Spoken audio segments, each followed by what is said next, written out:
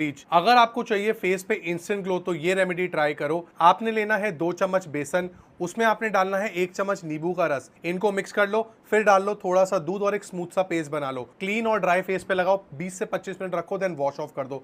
देखना क्या next level का ग्लो आएगा आपके फेस पे। Number 2, skin brightening cleanser. 2 चम्मच बेसन में डालो 2 चम्मच दही, मिक्स कर लो और इसको वेट फेस पे मसाज करो लाइक अ फेस वॉश, और देखना कैसे फेस पूरा क्लीन हो जाता है। Number 3, pigmentation correct उबतन। 2 चम्मच बेसन में डालो 1 चम्मच चंदन पाउडर, 1 चम्मच राइस फ्लोर पाउडर और डालो आधा चम्मच टर्मरिक पाउडर। इसमें मिला लो दही और एक पेस्ट बना लो, पूरे फेस पे लगाओ, 20 मिनट रखो, वॉश ऑफ कर दो। देखना पिगमेंटेशन